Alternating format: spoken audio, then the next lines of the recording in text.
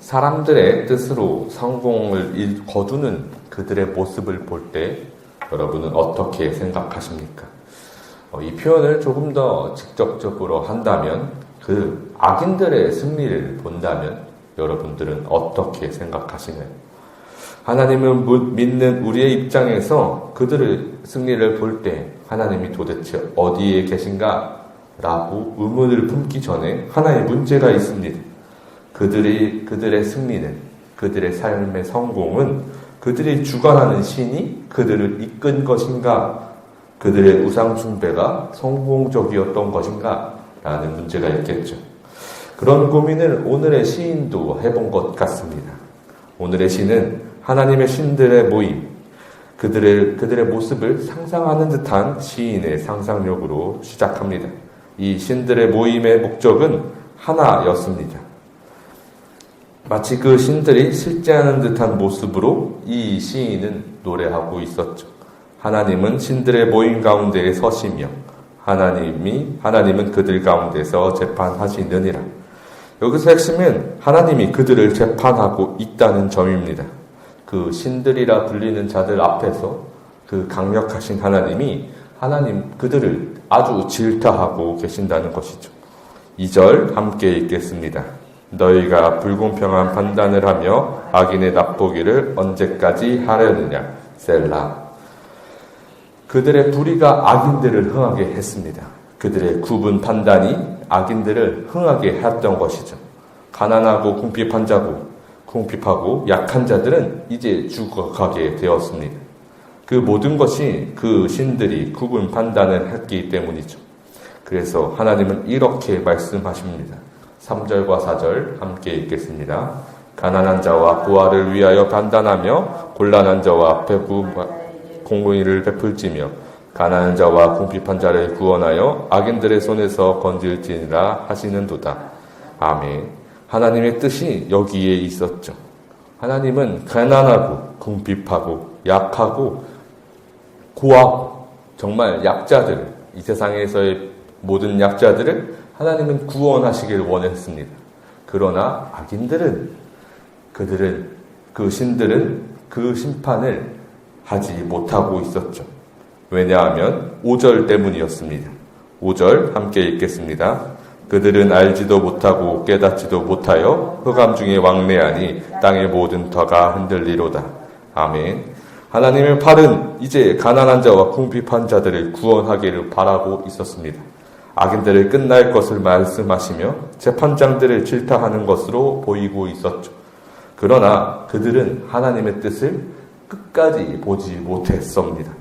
그러므로 자신들의 구분 행위로 땅의 모든 터를 흔들고 있었죠. 이것을 하나님의 창조 세계를 흔들고 어지럽히고 있었다고 볼 수 있었습니다. 그러나 그들은 자신들의 위치를 망각했던 모양입니다. 6절 함께 읽겠습니다. 내가 말하기를 너희는 신들이며 다 지존자의 아들들이라 하였으나 하나님께서 그들에게 구분 판단을 할 정도의 권위를 주셨습니다. 그리고 지존자의 아들들이라 불리는 권세도 허락하셨죠. 여기서 문제는 그들이 그 하나님의 그 뜻을 모른 채 구분 판단을 했다는 것, 가난한 자와 궁핍한 자들을 보지도 않았다는 것에 문제가 있었습니다. 그러나 너희는 사람처럼 죽으며 고간의 하나같이 넘어지리로다. 하나님께 걸출할 능력을 받아 재판하였으나 하나님의 말씀을 듣지 않고 따르지도 않고 그 뜻조차도 모른 채로 살아가던 그들의 말로는 죽음이었죠. 그러므로 그들은 여기서 끝이 났습니다. 시인은 그런 하나님께 이제 일어나셔서 땅을 심판하사 당신의 뜻을 베푸소서라는 마음으로 오늘 시를 마무리하고 있습니다. 8절 함께 읽겠습니다. 하나님이여 일어나사 세상을 심판하소서. 모든 나라가 주의 소유이기 때문이니이다. 아멘. 오늘의 시에서 우리에게 주는 교훈은 두 가지가 될 것입니다. 먼저는 우리 눈에 보이는 악인의 형통도 그들을 주관하던 신도 모두 끝날 것이라는 것이죠. 반드시 하나님께서 일어나셔서 그들을 심판하시고 이 땅을 심판하실 것입니다. 모든 땅이, 모든 나라가, 모든 사람이 모두 하나님의 소유이기 때문이죠. 그리고 우리가 바라고 원하고 걸어야 하는 그 길은 가난한 자와 궁핍한 자의 길이 되어야 한다는 것입니다. 그래야 하나님이 말씀하시는 그 구원을 입은 은혜의 백성이 될 수 있을 것이죠. 4절 함께 읽겠습니다. 가난한 자와 궁핍한 자를 구원하여 악인들의 손에서 건질지니라 하시는도다. 가난하고 궁핍한 자는 스스로 먹기도 힘들고 자신의 삶 자체도 헤쳐나가기 어려울 정도로 연약한 자들일 것입니다. 목이 마르고 하루의 삶도 넘기 힘들며 자신의 앞에 나타난 고난도 이겨내기 어려운 것들이 이들의 삶이죠. 게다가 악인들이 이들을 더욱 고통스럽게 하고 있었습니다. 그러니 이들에게 필요한 것은 하나님의 도움이었죠. 즉 그의 구원이 필요했습니다. 그 자리에서 건지시는 하나님의 은혜가 필요했죠. 결국 가난하고 궁핍한 자는 하나님의 은혜를 경험할 자인 것입니다. 그러니 우리는 저 세상의 권세를 부러워할 필요가 없었죠. 우상 숭배하여서 주어지는 물질을 부러워할 필요가 없었습니다.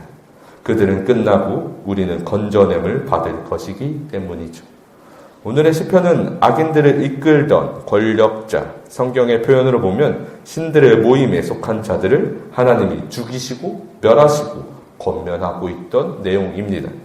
우리가 이 땅에 속하여 그 현실을 보며 부러워하던 자들을 하나님이 심판하실 것이라고 그 시인은 노래하고 있었던 것이죠. 오늘 시인은 하나님의 모습을 신들의 모임 속 그 어떠한 강력한 자들을 질타하는 자들을 질타하시는 하나님의 모습으로 노래하고 있었습니다. 그러니 우리의 현실을 정확하게 봐야 합니다. 우리가 부러워할 만한 인간적인 성공은 결코 없습니다. 왜냐하면 그들에게 굽은 판단으로 악인의 형통을 허락하던 자들은 넘어지고 인간처럼 죽을 것이기 때문이죠. 그러므로 그들 모두 결국 하나님 앞에서 넘어질 것입니다. 하나님이 그들을 치시고 하나님 앞에 목마르고 가난하고 궁핍한 자들은 하나님이 건져내 주실 것이죠. 이것이 우리에게 주어진 두 가지 교훈이었습니다. 그래서 우리는 이것을 추구해야 할 것입니다. 내 영이 가난하고 내 삶이 궁핍하기를 소망해야 할 것이죠. 저와 여러분이 이것을 소망하여 이것을 온전히 우리의 삶의 소망으로 품어서 결코 저 세상에 흥하는 악인들을 부러워하지 않고 하나님 앞에서 공의를 구하고 가난하고 궁핍한 자로서 그 구원을 온전히 입을 수 있는 하나님의 자녀로 주의 백성으로 살아갈 수 있는 우리의 신앙, 우리의 삶이 되기를 간절히 소망합니다. 잠시 기도하겠습니다.